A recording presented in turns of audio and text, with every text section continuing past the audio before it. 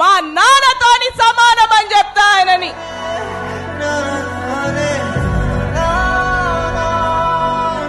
చిన్నతనంలోనే తండ్రిని కోల్పోయిన బిడ్డలను తెచ్చుకొని పెంచి పెద్ద చేసి వారి తాత తండ్రుల అడుగు జాడల్లో నడిపించిండు. ప్రజల చేతుల్లో పెట్టి పర్నికమ్మను ఎమ్మెల్యేగా గెలిపించుకున్నాడు. అందుకోసం తన రాజకీయ భవిష్యత్తుని కూడా త్యాగం చేసిన పేట ప్రజల ఆత్మ బంధువు శివకుమార్ రెడ్డి గారు.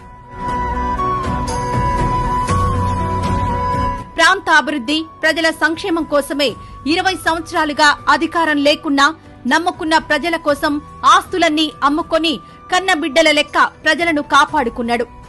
ఇవాళ అదే ప్రజలు శివకుమార్ రెడ్డి గారి ఆశయానికి పట్టం కట్టారు.